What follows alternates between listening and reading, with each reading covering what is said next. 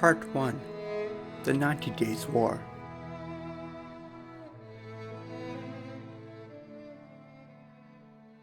Throughout the winter of 1860 to 1861, 11 southern states left the United States to preserve slavery and took over federal forts and weapons to arm themselves. Fort Sumter, on an island in Charleston Harbor, was one of these forts. Union Major Robert Anderson moved his troops to Fort Sumter on December 26, 1860. By March 1861, the soldiers were out of food. A newly inaugurated President Abraham Lincoln sent a ship with food. The local Confederate general, Pierre G.T. Beauregard, saw the ship as a threat. On April 12, 1861, his troops fired on the fort for 33 hours. The Federal troops surrendered on the 14th. The American Civil War had begun.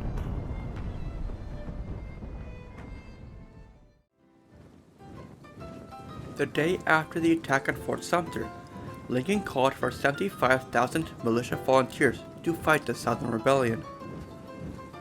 These volunteers signed up for 90 days of service. The North, meanwhile, responded with patriotic excitement. Towns and cities held rallies, cheered the Union flag, and denounced the Confederacy.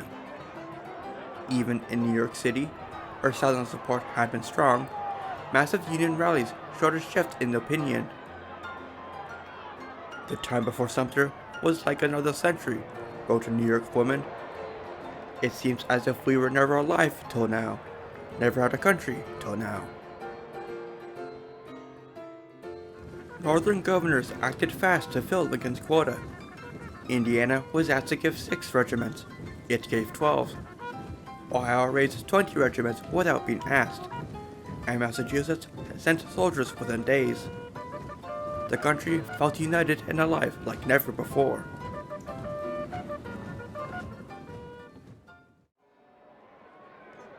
After Fort Sumter fell, excitement also spread across the South. Crowds cheered in cities like Richmond, Raleigh, and Nashville, celebrating the Confederacy's victory. In Virginia, secessionists quickly acted, taking the Federal Armory at Harper's Ferry and a naval yard at Norfolk. When Lincoln called for troops to stop the rebellion, anger swept across the Upper South. States like Tennessee and Kentucky refused to send soldiers, claiming Lincoln's demand was illegal or unfair. Virginia and North Carolina sided with the South, supporting slavery and Southern rights. Leaders framed the conflict as a fight for honor and liberty against Northern control. By April, Virginia was closely aligned with the Confederacy. The state handed over its militias to Confederate leaders and allowed Jefferson Davis, the Confederacy's president, to move the capital from Montgomery, Alabama, to Richmond. On May 23rd, Virginia officially joined the Confederacy, bringing with it the South's largest population, strong industries, and experienced generals like Robert E. Lee. Lee, a West Point graduate and hero of the Mexican-American War, struggled with his choice. Although he mostly opposed slavery and secession, he refused to fight against Virginia, his home state. I cannot raise my hand against my birthplace, my home, my children. By mid-May, Lee was made a Confederate brigadier general. Arkansas, North Carolina, and Tennessee soon followed Virginia. Their governors seized federal property and joined the Confederacy. Slavery shaped their economy and politics, and many saw the Union as a threat to their way of life.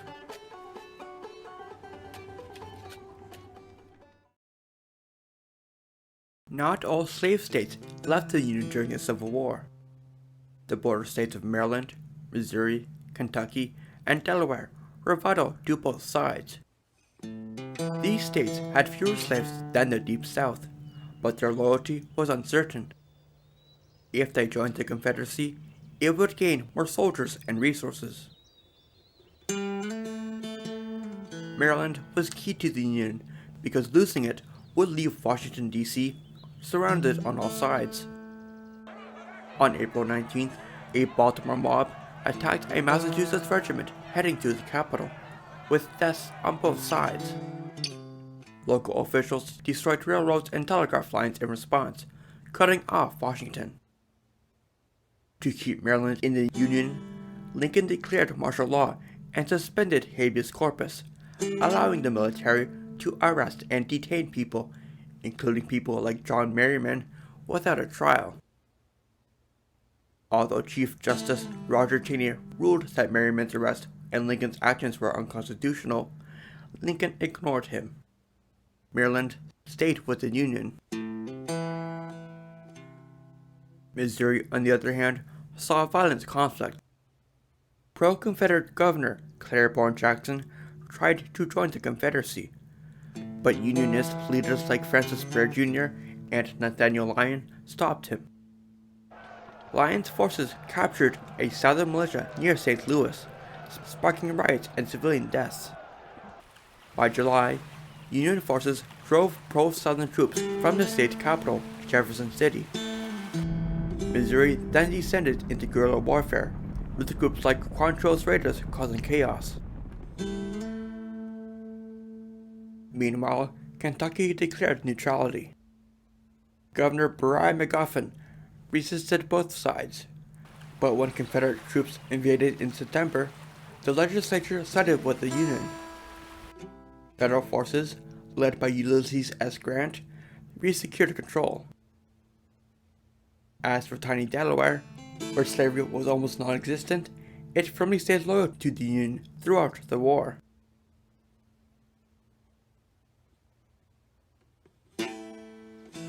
Much like Delaware, the northwest region of Virginia had few slaves due to its steep, mountainous land and small farms, which connected it more to Ohio and Pennsylvania than to eastern Virginia. Many people there felt ignored by the wealthy, slave-holding eastern aristocrats of the state government. They wanted fair taxes and better roads. When Virginia joined the Confederacy in 1861, most Northwest counties disagreed. Leaders met in Wheeling to form a pro-Union government and worked to create a new state. They claimed to be the true restored government of Virginia, and Lincoln supported them. Union troops under General George McClellan secured the region and the vital Baltimore and Ohio Railroad, defeating Confederate forces at Philippi and Rich Mountain in the summer. These victories cleared the way for West Virginia to become a state on June 20, 1863.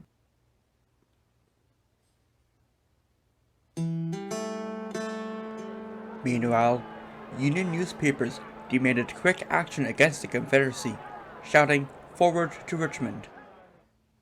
With the Union volunteer enlistment ending soon, President Lincoln approved an attack on Confederate forces gathering at a railway junction at Manassas, Virginia, to advance towards Richmond. In July, General Irvin McDowell led 35,000 untrained fellow soldiers from Washington. His plan was to attack 20,000 Confederates at Manassas, while General Robert Patterson blocked reinforcements in the Shenandoah Valley, led by General Joseph E. Johnston. However, McDowell's slow march allowed Beauregard to prepare for battle. Eager civilians from Washington followed the Union Army to watch, expecting a quick victory. On July 21st, Union forces attacked along the Bull Run Creek, catching Beauregard off guard. At first, they pushed the Confederates back, but the Federal soldiers' inexperience caused confusion. Meanwhile, Johnston's reinforcements evaded Patterson and arrived by train, shifting the battle's momentum. The fiercest fighting took place on Henry House Hill. There, General Thomas Jackson's Virginians were observed standing like a stone wall against a Federal advance. That afternoon, the fresh Confederate reinforcements launched a counterattack with a terrifying rebel yell, breaking the Union lines. The Union Army retreated in chaos, with soldiers and civilians fleeing together in a panicked rout back to Washington. Some 4,500 men were killed, wounded, or captured on both sides in the battle. "Today will be known as Black Monday," wrote Northern lawyer George Templeton Strong. "We are utterly and disgracefully routed, beaten, whipped by secessionists." Realizing the war would be long, Lincoln called for 1 million new troops with 3-year enlistments. General McClellan replaced McDowell and began training the new recruits, forming the disciplined Army of the Potomac for the battles ahead.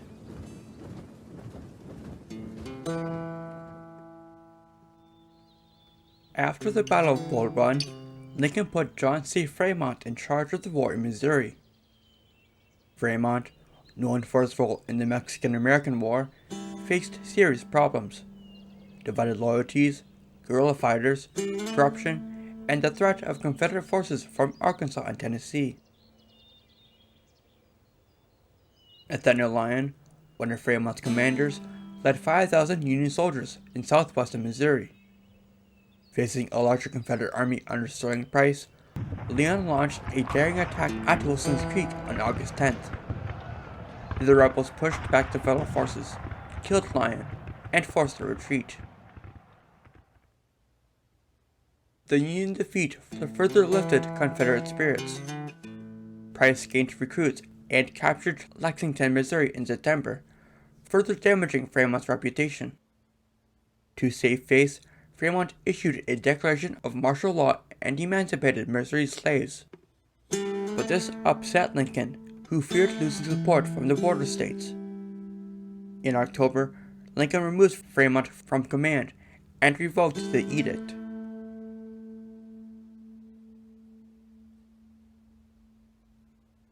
When the war started, Northern leaders wanted to end the rebellion without conquering the South, hoping Southern loyalty could be restored.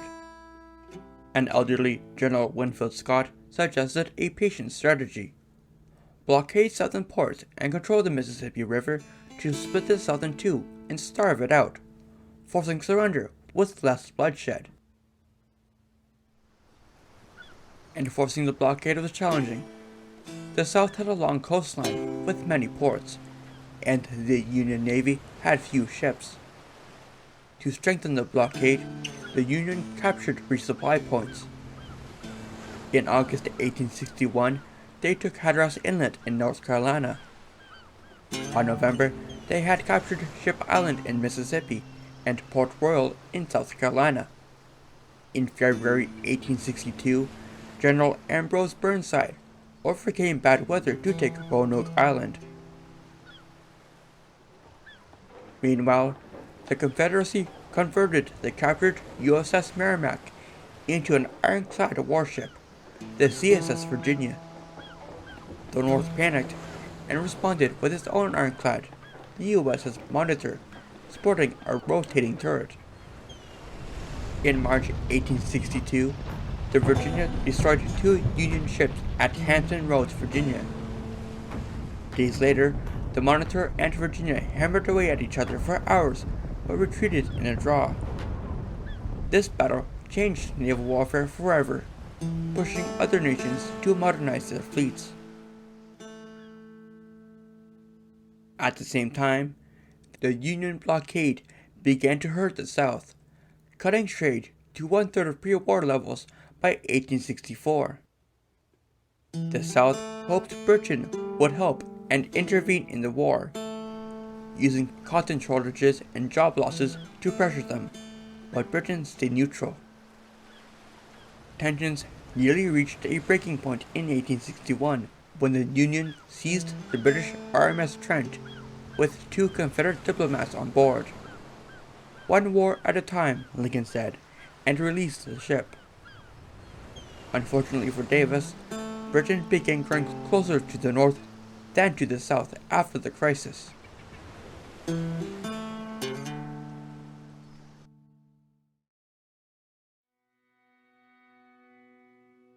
Part 2.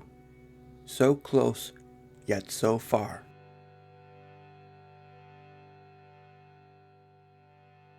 Part of Winfield Scott's blockade plan was separating the Confederacy in two via the Mississippi River. By 1862, Union General Ulysses S. Grant and Navy Commander Andrew H. Foote led this effort. They operated out of Cairo, Illinois, where the Mississippi and Ohio rivers meet. In February, Grant's 15,000 troops and Foote's ironclads overpowered Fort Henry. Grant then turned to nearby Fort Donelson on the Cumberland River. Unlike Fort Henry, Donelson had strong defenses, trenches, and a force equal to Grant's. On February 12th, Grant's troops surrounded the fort, and the gunboats launched an attack. However, the Confederate defenders severely damaged the fleet. On February 15th, Confederate troops tried to escape towards Nashville under cavalry leader Nathan Bedford Forrest. On the cusp of victory, General Gideon Pillow hesitated and recalled the men. The remaining Confederates surrendered. No terms except unconditional and immediate surrender are acceptable, Grant declared, and took 15,000 prisoners. Grant's success made him a Union hero, earning him the nickname Unconditional Surrender Grant. Stories of his calm demeanor, telling how he coolly smoked cigars during battle, spread across the North, and admirers sent him barrels of cigars, of which he would allegedly smoke up to 20 a day.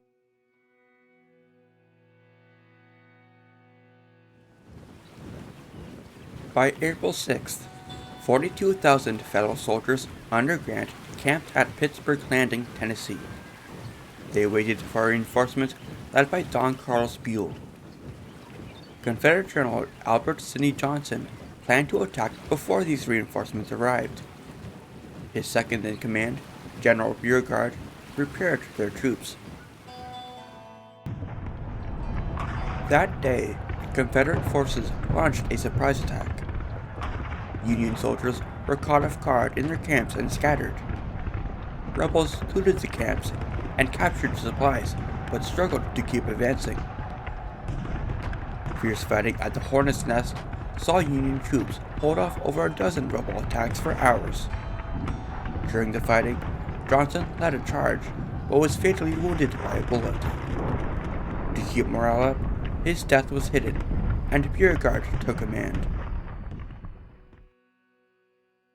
As night fell, the Confederates believed they had won. However, reinforcements under Buell arrived overnight. On Monday, Grant launched his counterattack. The exhausted and outnumbered Confederates retreated to Corinth, Mississippi, leaving thousands of dead and wounded behind.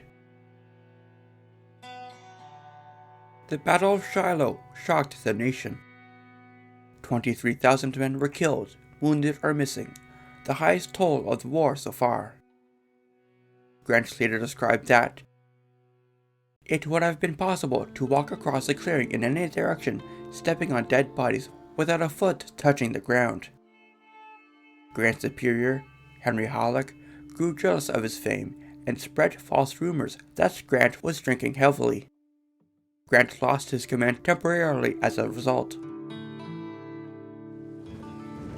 Halleck then cautiously pursued the rebels to Corinth, building forts along the way to prepare for an attack that never came.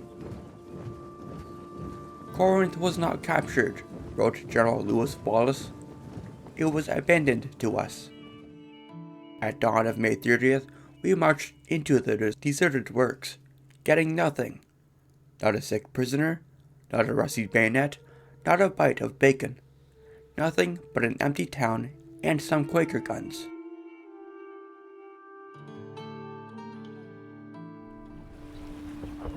On the same day the Union won at Shiloh, they claimed another victory at Island Number 10, a strategic choke point on the Mississippi River. General John Pope's forces surrounded and captured 7,000 rebels with minimal losses. Not long after, Federal forces took Memphis in a dramatic river battle. Colonel Charles Ellet led a fleet of steamboats to smash through Confederate defenses. Soon after, the U.S. flag flew over the city. At the same time, David Farragut led a fleet to take New Orleans. Controlling the city meant controlling access to the Mississippi, as well as one of the South's most important port cities. New Orleans had weak defenses, outnumbered militia, unfinished ironclad ships, and a few forts along the Mississippi. Farragut bombed the forts for 6 days before deciding to push past them. His fleet fought through heavy fire, losing several ships, but they reached New Orleans on April 25th. Farragut's fleet moved north, taking Baton Rouge and Natchez. Between February and May 1862, Union forces had captured key waterways, large swaths of land, and thousands of Confederate troops. The South was losing control of the Mississippi River, with only Vicksburg, the nailhead that holds the South's two halves together, as described by Jefferson Davis, left to defend. The job of cracking that nut would fall to Grant.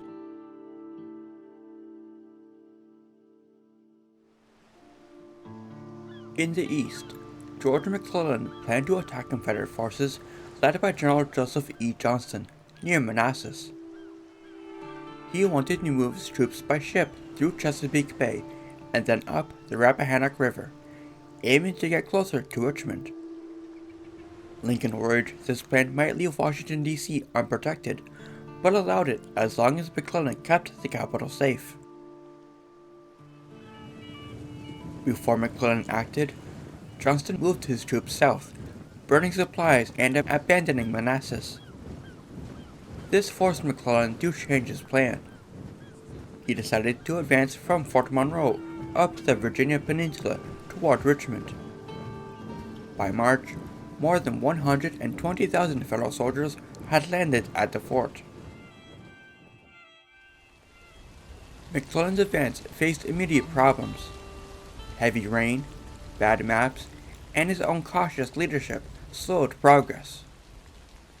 In Yorktown, Confederate General John Magruder had only 13,000 men, but used clever tricks to make his army seem larger. He played loud music, fired artillery, and marched his troops in circles between open fields. McClellan bought Magruder's lie. McClellan asked for reinforcements and prepared for a siege, ignoring Lincoln's advice to act quickly. Union soldiers dug trenches, set up artillery, and endured harsh conditions like constant rain, sickness, and pests. By early May, McClellan finally planned to attack, but the rebels had slipped away from Yorktown during the night. They left supplies behind, but McClellan's delays gave them time to escape. The Federal troops chased the rebels to Williamsburg, where a bloody battle ended in a draw. This gave Johnston's army enough time to retreat to Richmond. Despite having more soldiers, McClellan continued to overestimate the enemy and delay his attacks. Secretary of War Edwin Stanton remarked, "If he had 1,000,000 men, he would swear the enemy had 2,000,000, and then he would sit down in the mud and yell for 3.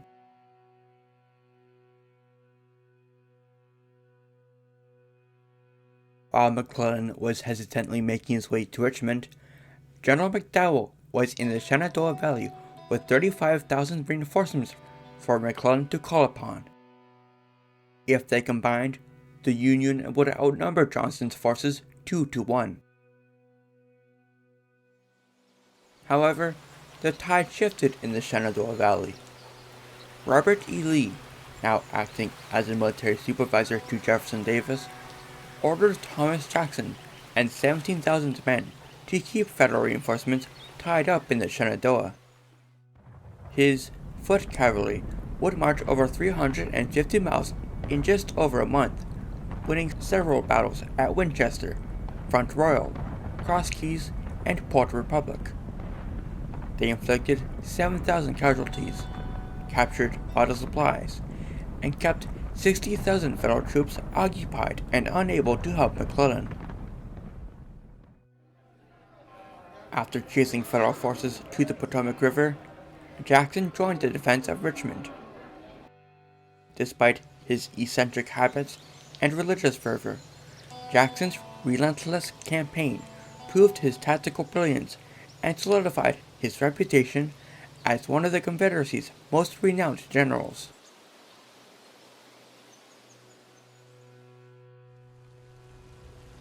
By late May, McClellan was at the gates of Richmond. He placed most of his troops north of the nearby Chickahominy River. Heavy rains turned the once calm river into a dangerous flood. Johnston decided to attack the weaker and cut off federal troops south of the river. Confusion delayed their attack until May 31st. The battle started as a disorganized mess, but the rebels managed to push the Union troops back a mile. The Battle of Seven Pines ended in chaos on June 1st. The Federals suffered 5,000 casualties, but managed to inflict 8,000 more. Johnston was injured in the fighting, and Jefferson Davis replaced him with Robert E. Lee. Lee, leading the newly named Army of Northern Virginia, quickly planned an offensive. Cavalry officer Jeb Stuart circled McClellan's army and found a weak spot on his right flank. Using this information, Lee prepared a bold attack, confident McClellan would hesitate, shaping the next phase of the war.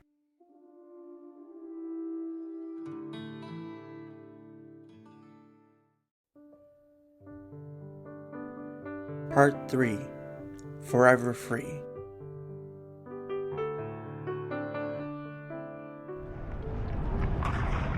Lee's attack began on June 26, the first of 7 bloody days for both sides. The first clash at Beaver Dam Creek ended in disaster for Lee. Thomas Jackson, exhausted from his Shenandoah Valley campaign, arrived too late to support the attack, leaving General Ambrose P. Hill's forces to suffer a crushing defeat. The Confederates lost 1,500 men, while the Union only lost 360. McClellan retreated to Gaines Mill, where Lee attacked again on June 27th. A breakthrough by John Bell Hood's brigade forced a Union retreat across the Chickahominy River, leaving behind 2,800 prisoners. The victory came at a cost of 9,000 Southern lives in just 6 hours. Lee pressed on, but with mixed results. On June 29th, a weak Confederate attack at Savage's Station let Union forces withdraw. The next day at Glendale, poorly coordinated assaults gained little. The final battle at Malvern Hill on July 1st was a bloodbath for the Confederates. They charged uphill against strong Union defenses, suffering horrendous losses. As a Federal colonel recounted, "Our ears had been filled all night with agonizing cries from thousands before the fog was lifted, but now our eyes saw that 5,000 dead or wounded men were on the ground. A third of them were dead or dying, but enough of them were alive and moving to give the field a singular crawling effect." McClellan's army escaped to Harrison's Landing, and Lee declared a strategic victory. Both sides paid heavily, 20,000 Confederate and 10,000 Federal casualties.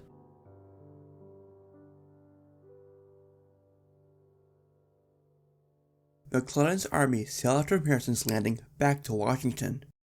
He told Lincoln that he did not lose, but merely failed to win only because overpowered by superior numbers.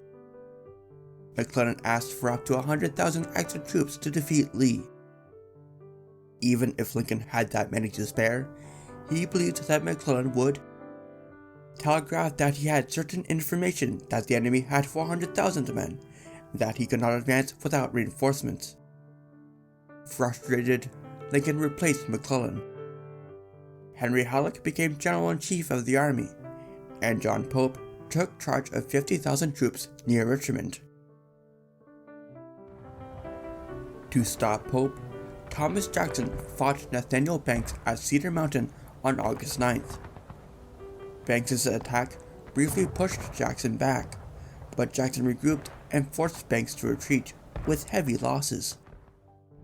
Soon after, Jeb Stuart raided Pope's headquarters, and Jackson marched to Manassas Junction, cutting off Pope's supplies.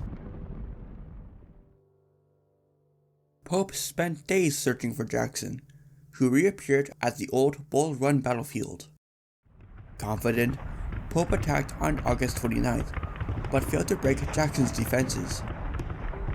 The next day, Lee's reinforcements, led by James Longstreet, struck Pope's flank and crushed the Union army.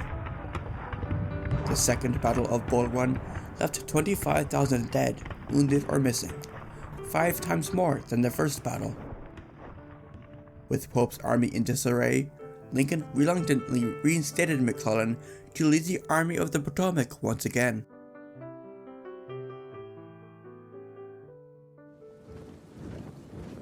With the Union defeated at Bull Run once again, Lee saw fit to move north into Maryland, hoping to gain food and supplies, disrupt federal railroads, and push for peace talks. A victory might also win support from European nations. 55,000 rebels, hungry and poorly equipped but determined, crossed the Potomac River on September 4th. By the 6th, they reached Frederick, Maryland, where pro-Union locals gave them a cold reception. Lee's men needed supplies and had to deal with the garrison at Harper's Ferry. To surround the garrison, Lee divided his army into 3 parts, a risky move with McClellan's larger force nearby. Lee believed McClellan was too cautious to act quickly, but a major setback occurred when Federal troops found a copy of Lee's battle plans, Special Order 191.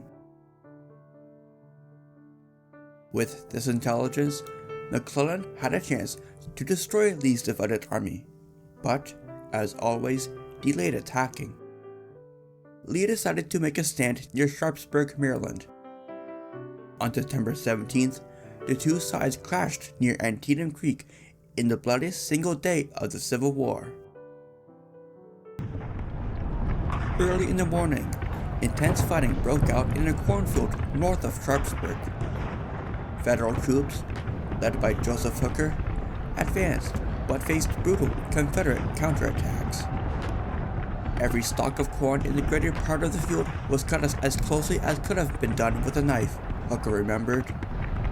And the slain lay in rows precisely as they had stood in the ranks a few moments before.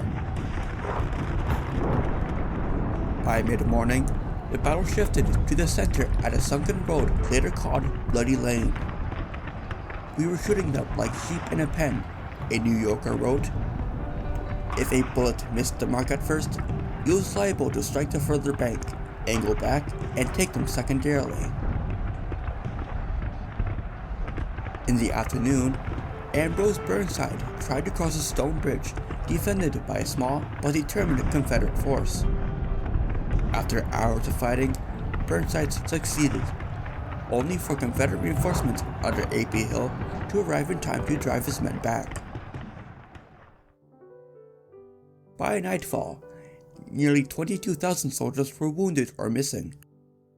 Over 6,000 lay dead. Lee's army, now missing over a quarter of its original size, retreated back across the Potomac River the next day, ending his invasion. McClellan declared victory, but refused to pursue Lee, missing a crucial chance to end the war sooner.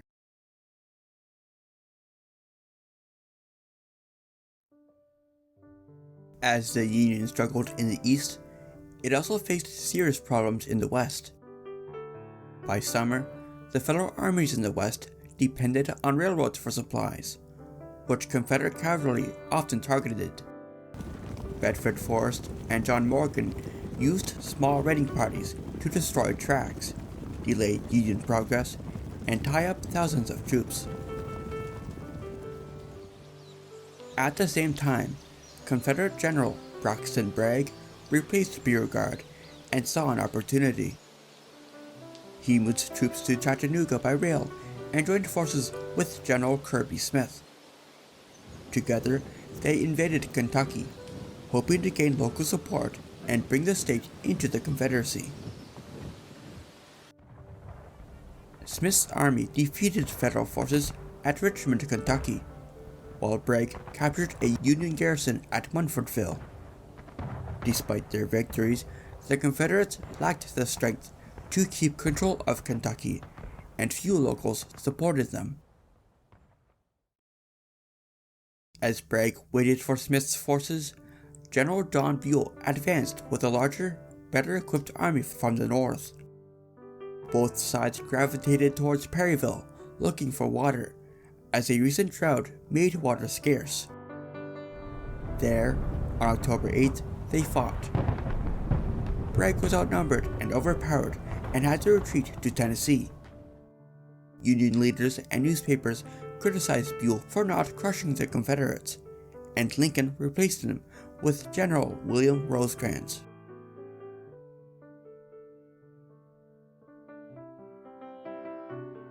Before the Battle of Antietam, Lincoln had been fighting the Civil War to preserve and keep the Union together, not to end slavery. "If I could save the Union without freeing any slave, I would do it," Lincoln declared. "If I could save it by freeing all the slaves, I would do it. And if I could save it by freeing some and leaving others alone, I would also do that." Lincoln's Republican Party started splitting over slavery. Radical Republicans wanted to free slaves immediately, while the moderates, led by Lincoln, disliked slavery but worried about sudden changes. Because of this, Lincoln overturned John Framwell's Emancipation Order in 1861 to avoid upsetting Union slaveholding states. As the war escalated, Congress passed the Militia Act and the Confiscation Act. These laws allowed African Americans to work for the Union and freed slaves held by Confederates under federal control. The government and military were growing more and more in favor of emancipation. By July 1862, Lincoln decided to draft an Emancipation Proclamation but waited for a Union victory to strengthen its impact. 5 days after the Union's victory at Antietam, he announced that, "On the first day of January, in the year of our Lord 1863, all persons held as slaves within any state, or designated part of a state, the people whereof shall then be in rebellion against the United States, shall be then, thenceforth, and forever free." The proclamation did not affect slavery in Union border states, but allowed African Americans to serve as federal soldiers and sailors, not just laborers. It also ended Confederate hopes for foreign support, as Britain and France refused to fight a country pledged to end slavery. The proclamation stirred anger among peace Democrats, nicknamed Copperheads by their critics. They opposed freeing enslaved people, fearing racial equality and competition from free black workers. In states like Ohio and Illinois, Democratic lawmakers demanded peace and criticized Lincoln's policies. Ohio Congressman Clement Vallandigham called the war a failure. "You have not conquered the South," he said. "You never will." War for the Union was abandoned. War for the Negro openly begun, and with stronger battalions than before. With what success? Let the dead at Fredericksburg answer.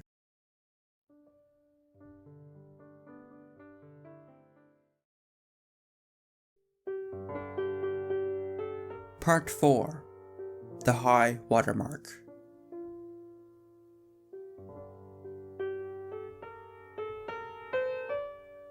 Lincoln grew angry with McClellan after Antietam. He wanted the Federals to strike quickly and defeat Lee's mauled rebels. Lincoln visited McClellan, urging action and giving orders to advance. But McClellan stalled, saying his troops needed rest and supplies. By late October, McClellan finally crossed the Potomac, but moved so slowly that Lee blocked his path. Lincoln had enough. On November 7th, he replaced McClellan once and for all with Ambrose Burnside. Burnside doubted his own ability but accepted the job regardless. His plan was to march quickly to Fredericksburg, cross the Rappahannock River, and outmaneuver Lee to push towards Richmond. However, poor communication delayed the arrival of pontoons needed to cross the river, giving Lee time to prepare strong defenses. On December 11th, Union engineers built the bridges while artillery shelled the town. 2 days later, Burnside launched his attack. His main target was Marye's Heights, a hill defended by rebels positioned behind a stone wall. Union generals warned Burnside not to attack, calling it suicidal. He ignored them and sent wave after wave of soldiers across open fields. The assault was a disaster. 7 attacks failed.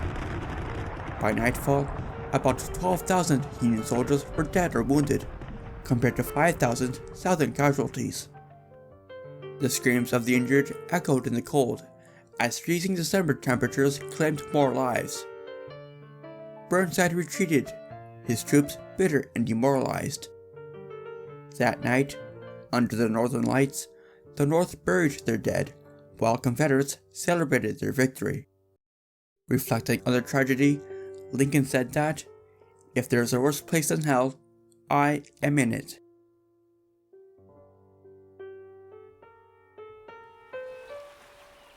Before the end of 1862, another important battle took place in the West. General Rosecrans led his army from Nashville to face Bragg near Stones River, close to Murfreesboro.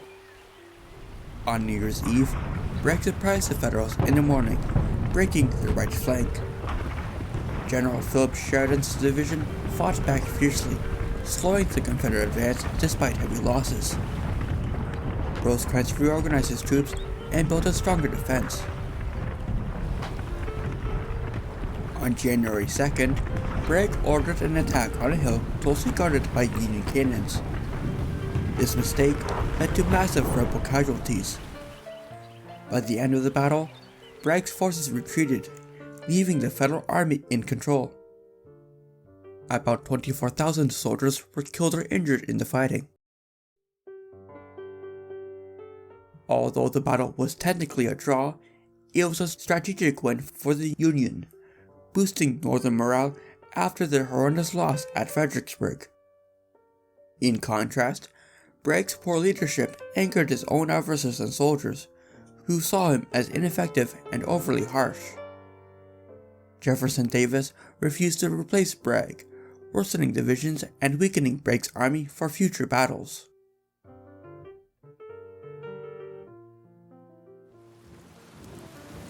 While Rosecrans kept Bragg occupied in the West, Burnside struggled in Virginia.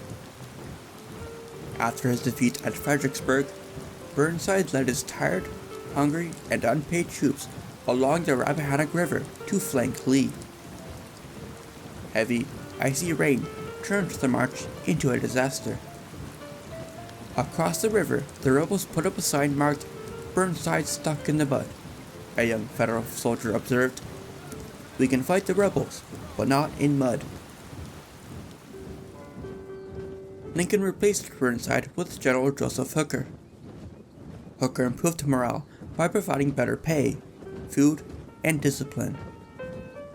Confident in his plan to defeat Lee, Hooker aimed to strike Lee's forces from behind, while a smaller Union force distracted him at Fredericksburg.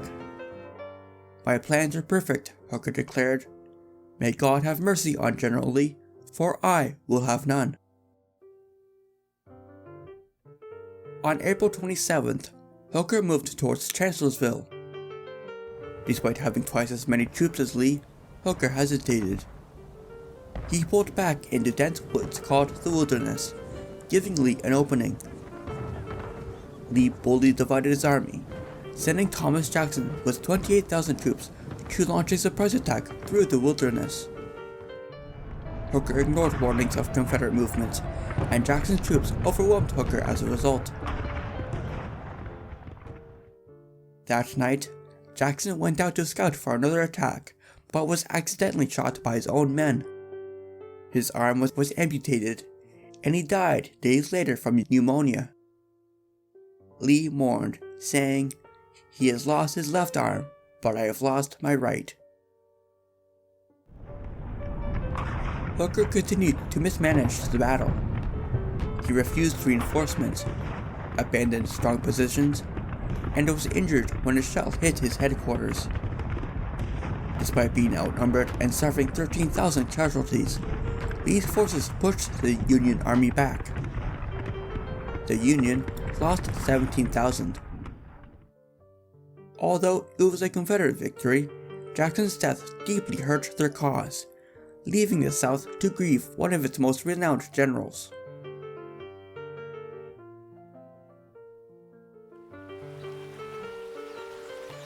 "Vicksburg is the key," Lincoln declared.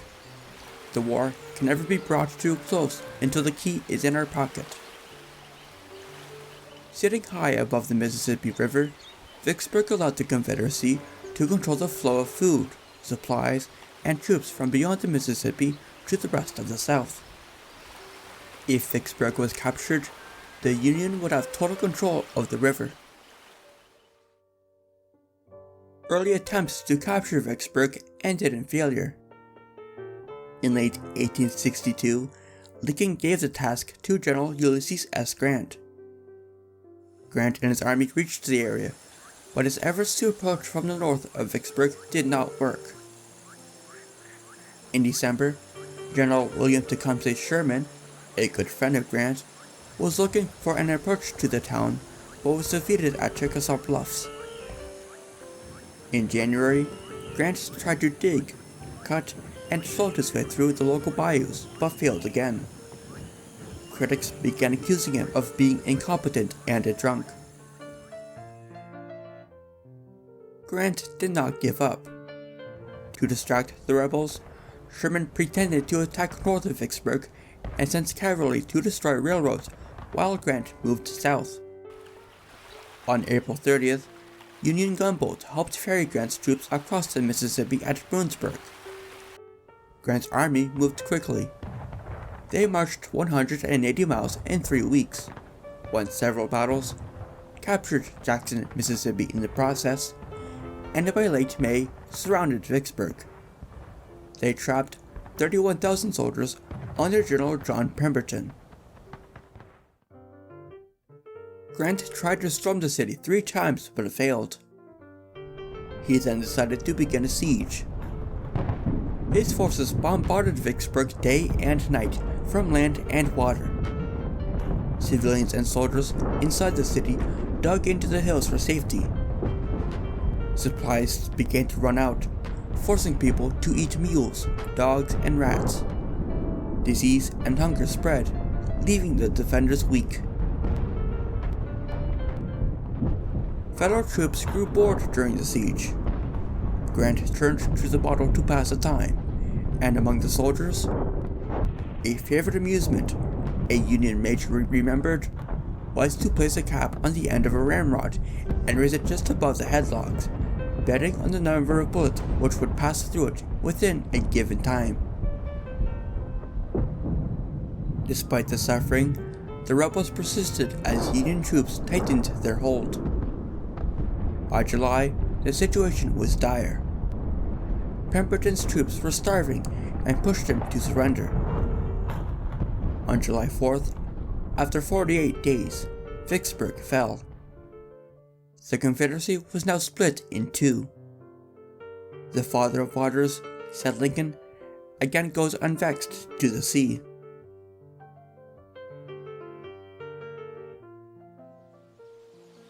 While Grant focused on Vicksburg, Lee led 75,000 soldiers north into Pennsylvania. Much like his previous invasion of Maryland, Lee wanted to pull Federal forces away from Virginia, gather fresh food and supplies, and possibly win a major victory to push the North towards peace.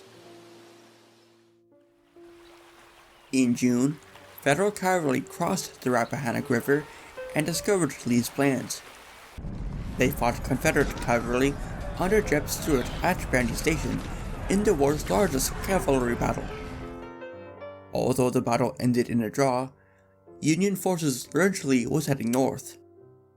Stuart then attempted a risky raid but lost contact with Lee's army. Meanwhile, Hooker's 90,000-strong army followed Lee while staying between his army and Washington, D.C.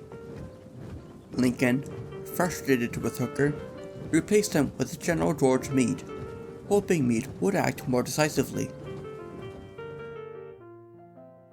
Lee, unsure where Union troops were, ordered his forces to regroup near Gettysburg when he realized the enemy was closer than expected. On July 1st, small groups from both sides clashed in the town. By nightfall, the Federals held strong defensive positions on Cemetery Hill and Culp's Hill, just south of Gettysburg. By July 2nd, both armies had fully gathered. Lee attacked the Union's high ground, focusing on their left flank near Little Round Top. General Daniel Sickles disobeyed orders and moved his troops forward, exposing the hill. Colonel Joshua Chamberlain and the 20th Maine Regiment arrived just in time to defend it. When they ran out of ammunition, they bravely charged with their bayonets, holding the hill and saving the Union flank. Elsewhere, heavy fighting erupted at the Petrel Church, Wheatfield, and Devil's Den. A rebel cannoneer called it an artillerist's heaven, while a Federal soldier described it as a perfect hell on earth. At the Wheatfield, a dangerous gap opened in the Union lines as Sickles marched forward. The 1st Minnesota Regiment, with only 262 men, charged a much larger Confederate brigade to close the gap. They were nearly annihilated, but succeeded. On July 3rd, Lee ordered a massive attack on the Union center at Cemetery Ridge, despite his general's objections. Around 13,000 Confederate soldiers, led by General George Pickett, marched across nearly a mile of open ground under heavy fire. When the rebels got close, the rebel lines were at once enveloped in a dense cloud of dust, a Federal officer recounted. Arms, heads, blankets, guns, and knapsacks were tossed into the clear air. A moan went up from the field. Pickett's charge was a disaster. About 6,500 Southerners were killed or captured. When Lee told Pickett to regroup, Pickett bitterly replied, "General Lee, I have no division now." The Battle of Gettysburg was the bloodiest battle of the Civil War, with 51,000 casualties. The North lost 23,000 men. The South lost 28,000. Lee's defeat ended his hopes of invading the North. His army limped back to Virginia, and the South never recovered from the loss.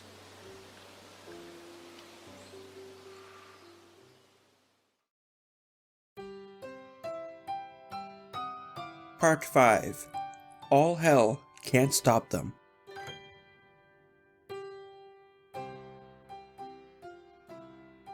The battles of Vicksburg and Gettysburg marked a turning point in the Civil War, but neither side realized it at the time. In the South, efforts to fund the war caused chaos.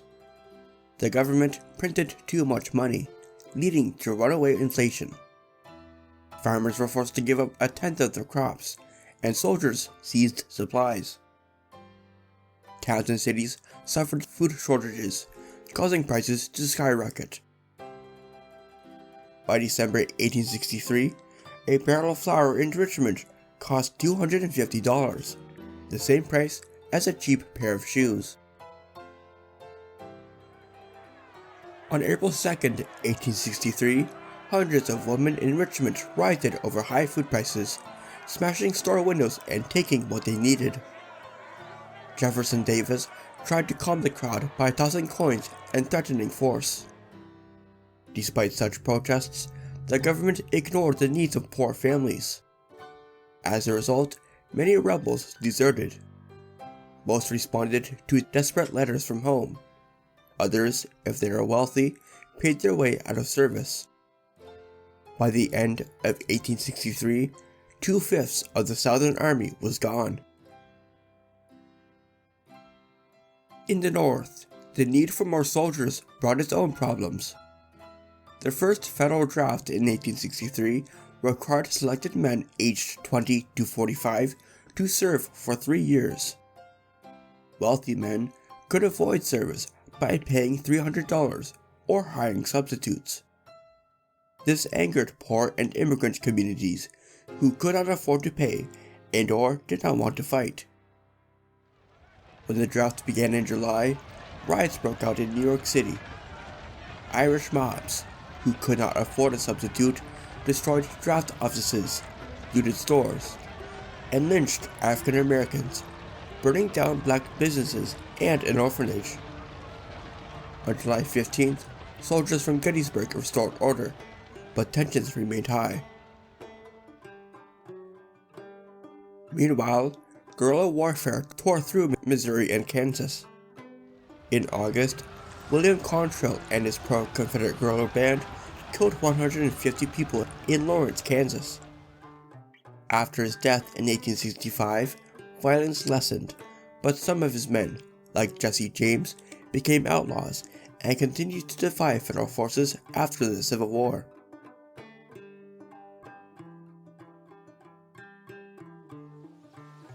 Progress in Tennessee was slow for the Union. Lincoln wanted Rosecrans to attack Bragg's army, while Grant attacked Vicksburg and Hooker fought at Chancellorsville. Rosecrans hesitated, fearing another bloody battle like at Stone's River. Finally, in late June, Rosecrans launched a campaign that forced the rebels 80 miles south with few casualties. After taking Middle Tennessee, Rosecrans slowed down again. He wanted time to repair railroads and gather supplies before advancing on Chattanooga, a key rail hub linking much of the Confederacy's west and east. Lincoln urged him to move, but Rosecrans waited until mid-August. When he did advance, he managed to cross the Tennessee River at undefended points and captured Chattanooga by early September. Confederate morale dropped. Jefferson Davis sent reinforcements from Virginia under Longstreet to help Bragg. With the new troops, Bragg planned to trap Rosecrans' army in the town. Warned of the threat, Rosecrans regrouped near Chickamauga Creek outside Chattanooga. On December 20th, Bragg's larger army attacked. Federal miscommunication left a gap in their line, allowing Longstreet to seize the chance. He broke through, but General George Thomas held off the rebel advance long enough for the Federal Army to retreat and regroup at Chattanooga. Bragg won the battle, but lost 20,000 men and failed to destroy the Union Army. Instead of pursuing, he chose to besiege Chattanooga.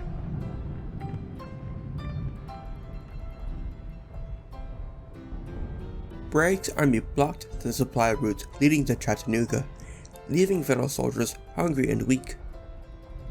Lincoln put Grant in charge of all Northern forces in the area, who then replaced Rosecrans with Thomas, and quickly reopened supply lines in late October. This cracker line brought food and supplies to the delirious troops. Grant's army of 35,000 swelled to 72,000 as Sherman and Hooker added their own armies. Meanwhile, Bragg's army struggled with internal conflicts. After the Battle of Chickamauga, Bragg punished officers for disobedience, causing more disputes. Bedford Forrest left Bragg's command in anger, and other generals asked Jefferson Davis to remove Bragg. Davis hesitated, fearing the alternatives, such as Joseph E. Johnston, might be worse. Bragg stayed in command, but the chaos weakened Southern's strategy. With his reinforcements, Grant planned to drive the Confederates from Missionary Ridge and Lookout Mountain, two heights overlooking Chattanooga. On November 24th, Hooker attacked Lookout Mountain and captured it with few losses.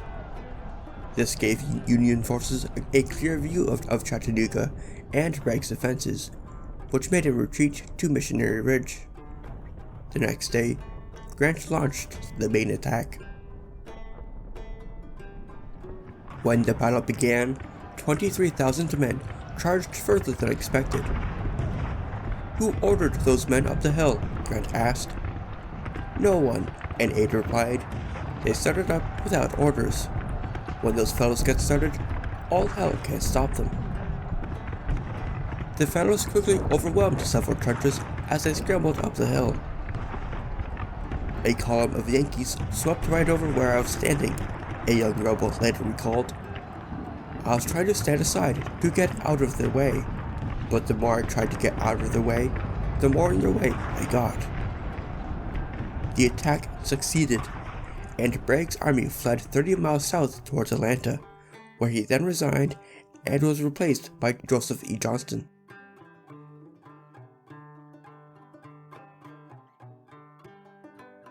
As the war entered its third year, Lincoln knew the Union had to win. Victory on the field was crucial for his 1864 re-election, which would help protect emancipation and preserve the United States. That spring, the Union's position looked strong. Congress promoted Grant to oversee all federal armies. William Sherman took charge in the West, leaving Grant to focus on helping the Army of the Potomac, with Philip Sheridan commanding its cavalry.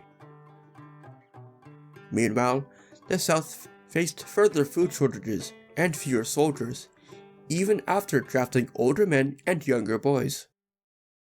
Southern armies were half the size of the Union's, but their morale stayed high. Lee hoped to hold out long enough for Northern voters, who were becoming tired of the war, to elect a president willing to negotiate peace. In early May, General Benjamin Butler and his 30,000 men had a rare opportunity to attack Richmond, defended by only 5,000 rebels.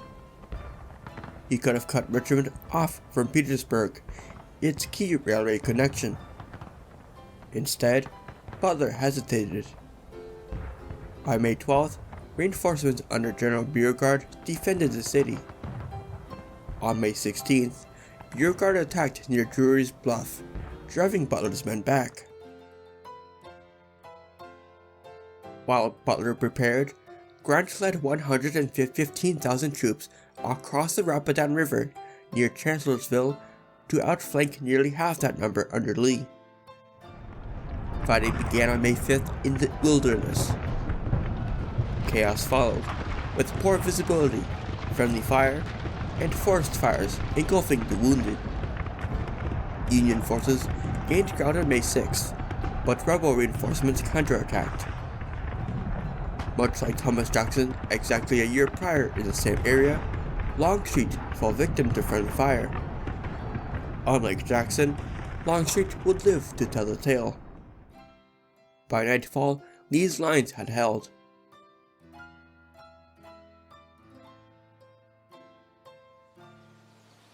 Grant's army suffered 17,000 casualties in just 2 days.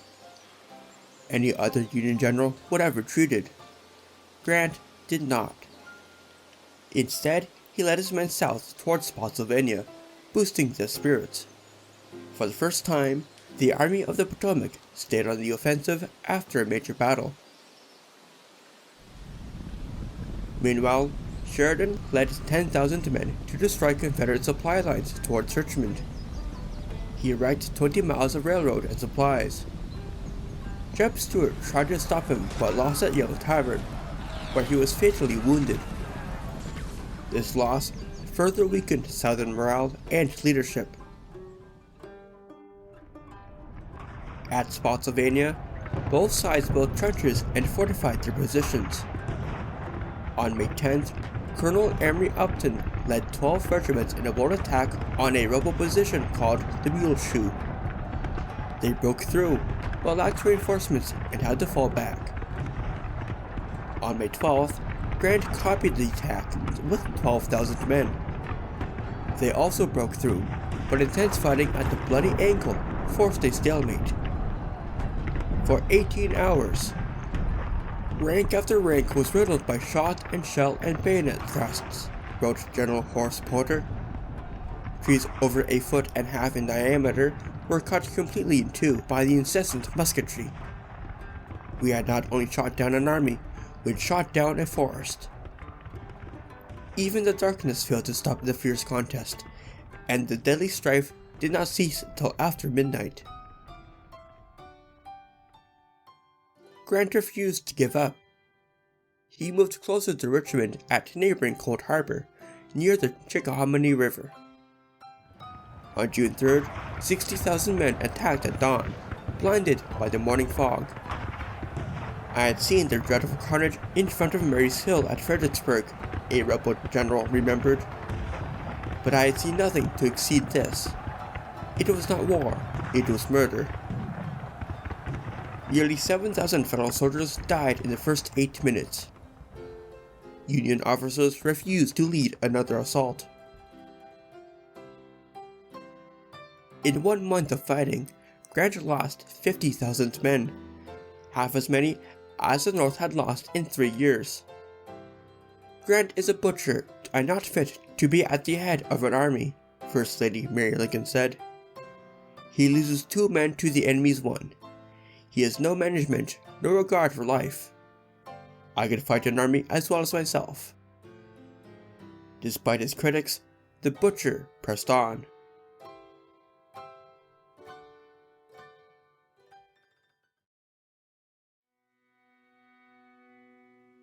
Part 6. Total War.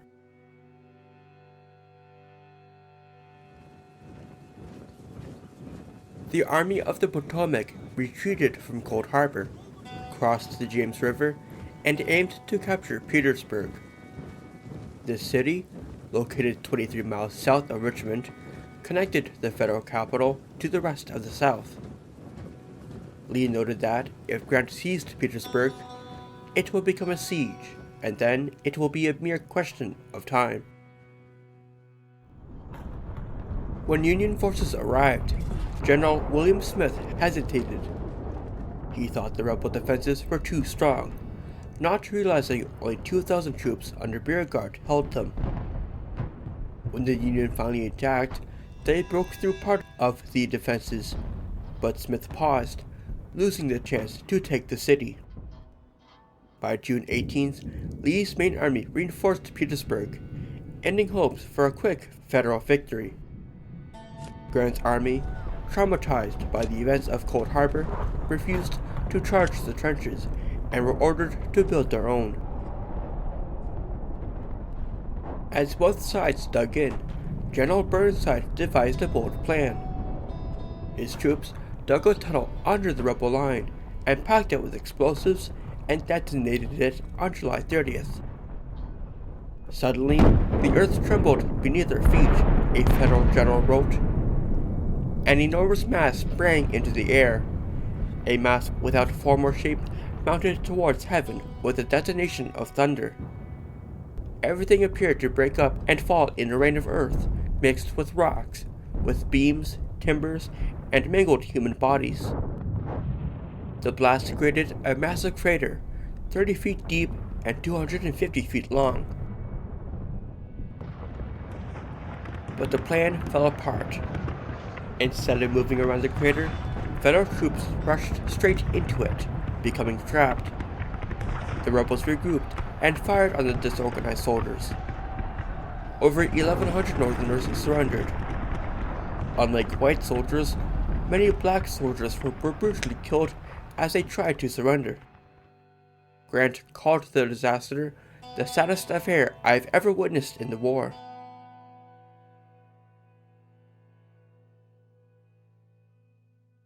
Weeks before Grant's army moved out of the wilderness, General Franz Sigel was sent to the Shenandoah Valley with 6,500 men to stop the flow of Confederate supplies.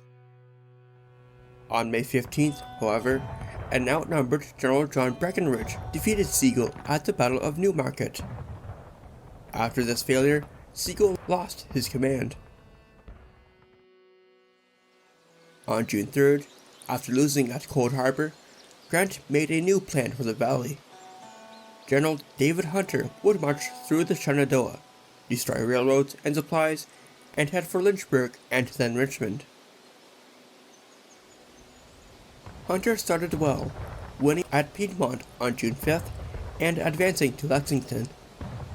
But guerrilla attacks, shortage of supplies, and the approach of Confederate General Jubal Early's army forced him to retreat into West Virginia. Philip Sheridan replaced Hunter and proceeded to take on Early in several battles. At Winchester, Sheridan's troops outmaneuvered Early and pushed him back, causing heavy losses. Early regrouped at Fisher's Hill, but was defeated again when Union forces surprised his flank. In October, while Sheridan was away, Early launched a surprise attack at Cedar Creek, routing Union troops in the morning. But Sheridan returned in the nick of time, rallied his men, and led a brave counterattack.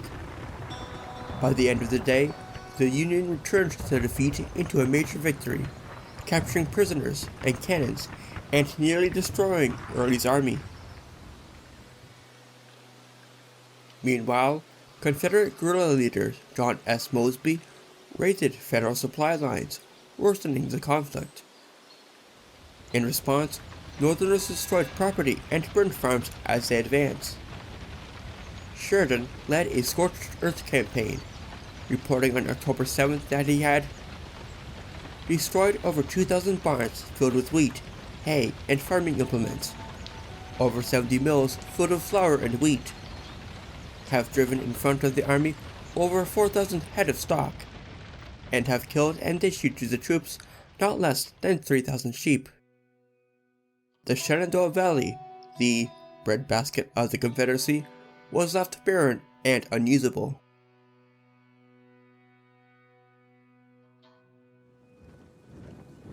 Also, while Grant was at the Wilderness, Sherman led 100,000 soldiers south from Chattanooga into Georgia. His army faced Joseph E. Johnston. Sherman aimed to capture Atlanta, a vital southern hub for railroads, supplies, and weapons. Capturing Atlanta would severely weaken the Confederate war effort. Sherman avoided Johnston's defenses by finding unguarded routes, like at Rocky Face Ridge. However, hesitation at Resaca let Johnston retreat. Johnston destroyed railroads to slow Sherman, but Federal troops repaired them and pushed forward. On June 27th, Johnston gave the Union a black eye at Kennesaw Mountain, but Sherman kept advancing. By July, as Sherman crossed the Chattahoochee River next to Atlanta, Confederate leadership grew uneasy. On July 17th, Davis replaced Johnston with General John Bell Hood, known for his bold but costly strategies. Hood attacked Sherman at Peachtree Creek and Ezra Church, but lost 15,000 men. By September, Sherman had surrounded Atlanta. After weeks of shelling, cutting off supplies, and an assault from the south, the rebels abandoned the city on September 1st. Sherman captured Atlanta the next day, delivering a major victory for the Union and dealing a severe blow to the Confederate war effort.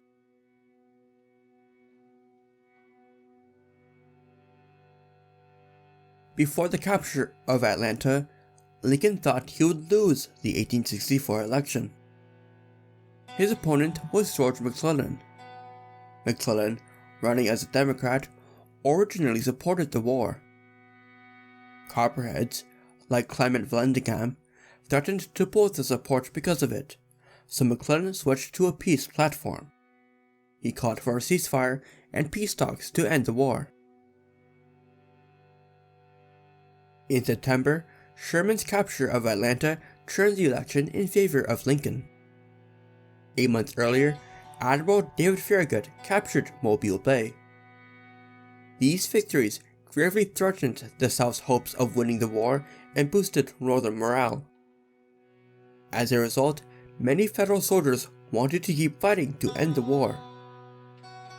In 19 states, absentee voting allowed soldiers to vote from the battlefield. But some Democratic-led states, Indiana, Illinois, and New Jersey, blocked these laws. On November 8, 1864, Lincoln won re-election by a landslide.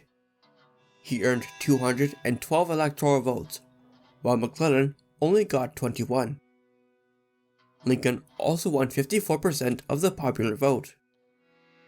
His victory showed that most Americans wanted to keep fighting until the Confederacy surrendered, to protect the freedom of enslaved people and to preserve the Union.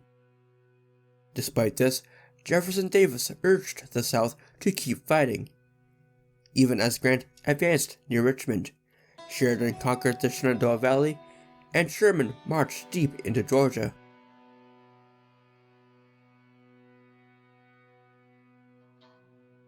After losing Atlanta, John Bell Hood refused to give up.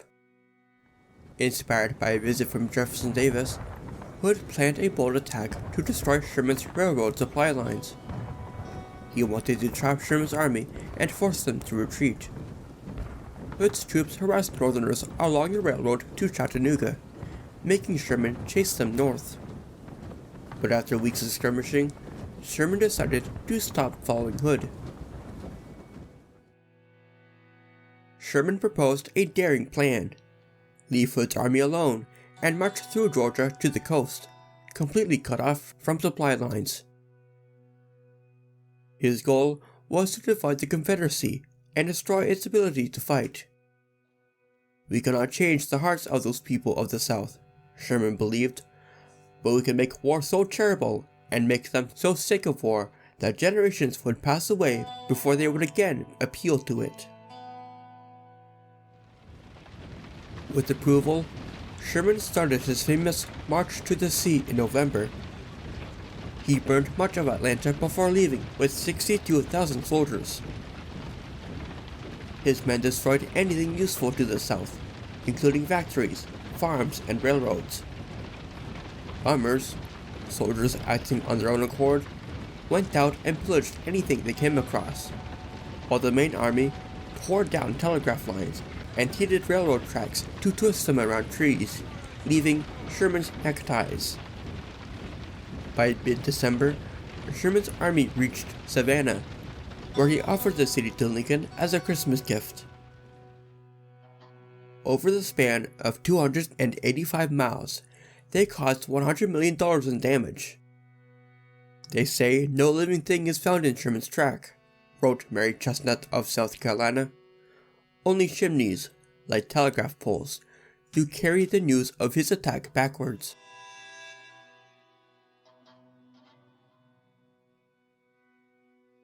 While Sherman marched, Hood took his army into Tennessee to try and cut Federal supply lines.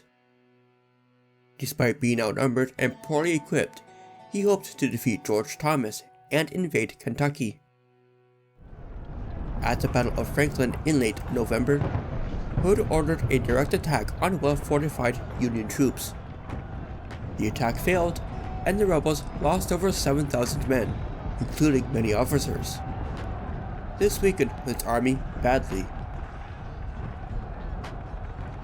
Hood continued to Nashville, where Thomas had a much larger Union force waiting. On December 16th, Thomas attacked, obliterating Hood's army. Thousands of rebels surrendered, and the rest fled south, abandoning their weapons and supplies. Freezing rain and muddy roads made their retreat miserable. By the time they reached Mississippi, only half of Hood's 40,000 soldiers remained. In January 1865, Hood resigned. It became clear that the Confederacy, and all it stood for, was staring at death's door.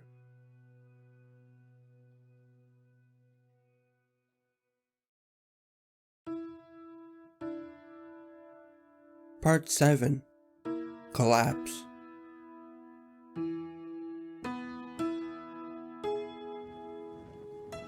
Sherman's march did not end in Savannah. In February, his army of 60,000 soldiers moved north into South Carolina, burning and destroying much of the state.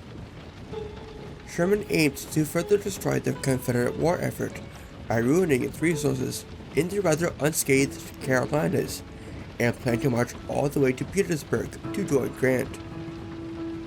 His troops looted, burned, and wrecked towns and the countryside.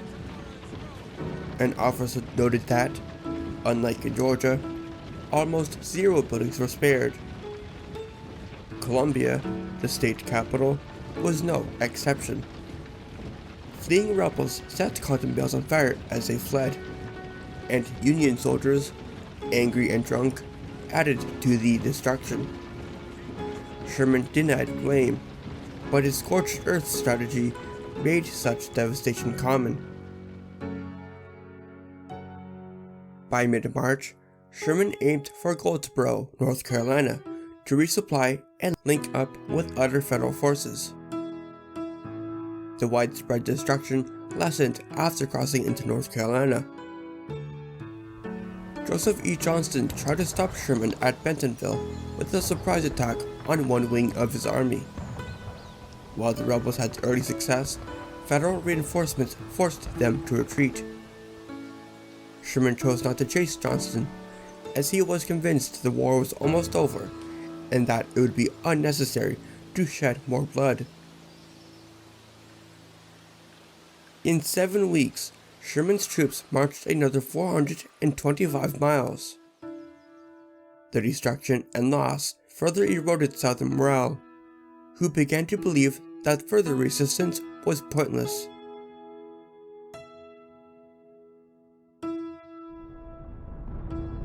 While Sherman was in North Carolina, Lee was stuck in Petersburg. For 9 months, Grant slowly stretched his trenches 53 miles west to surround Lee. Lee's shrinking army of 55,000 could not keep up. My own corps was stretched, General John B. Gordon remembered, until the men stood like a row of vedettes, 15 feet apart. It was not a line, it was the mere skeleton of a line.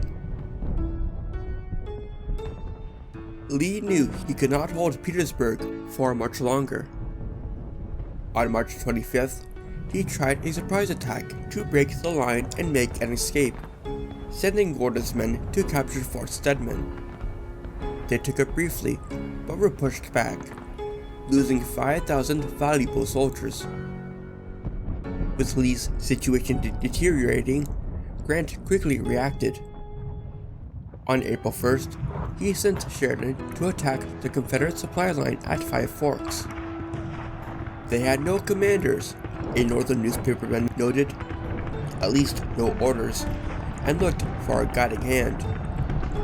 A few more volleys, a new and irresistible charge, and with a sullen and tearful impulse, 5,000 muskets are flung upon the ground.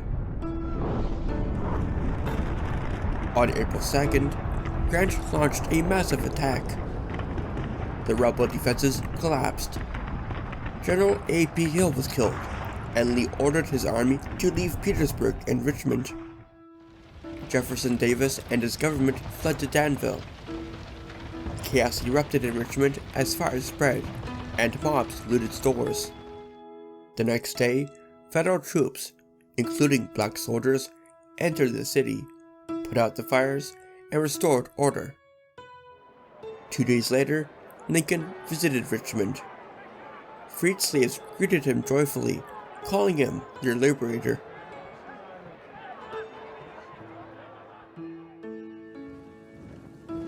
Lee's army retreated west, trying to regroup, but Grant and Sheridan chased them. On April 6th, Lee's army, outnumbered 4-1, was surrounded near Sailor's Creek.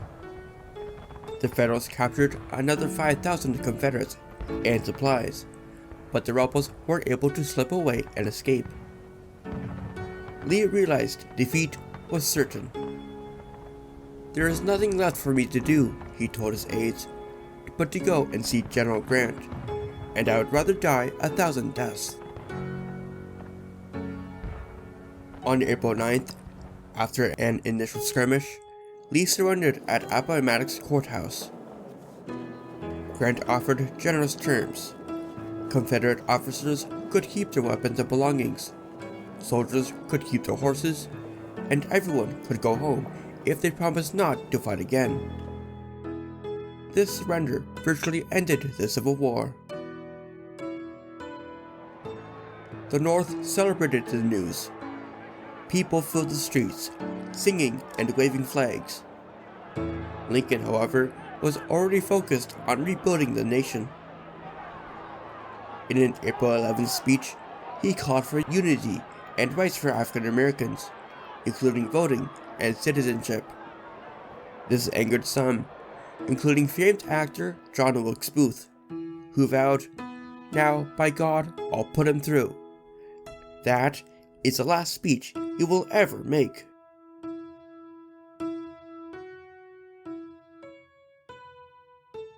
On April 14th, 1865, the Civil War entered its 4th year. In Washington, D.C., John Wilkes Booth, angry about the South's defeat, learned that Lincoln would attend a play at Ford's Theater that evening. Booth decided to kill Lincoln and planned a larger plot to assassinate Vice President Andrew Johnson and Secretary of State William Seward. He believed their deaths would create chaos and help the Confederacy rise again. That night, Lincoln went to the theater with his wife, Mary, and 2 guests.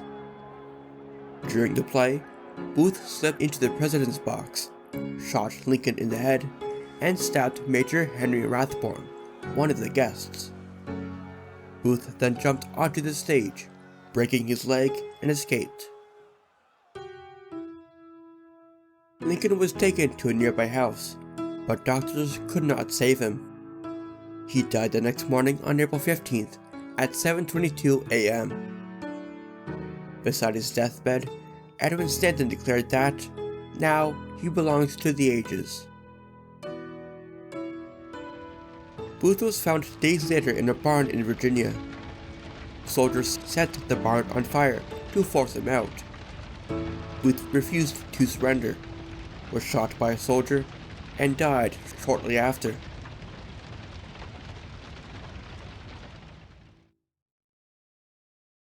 While the nation mourned the death of Lincoln, the Civil War finally came to an end. On April 26th, Joseph E. Johnston surrendered his army in Durham, North Carolina. Jefferson Davis fled, hoping to continue the war out of Texas, but was captured in Georgia on May 10th. Even after this, some battles continued.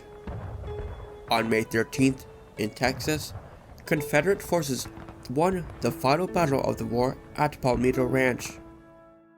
Soon after, General Kirby Smith surrendered at Galveston. The war was over at last.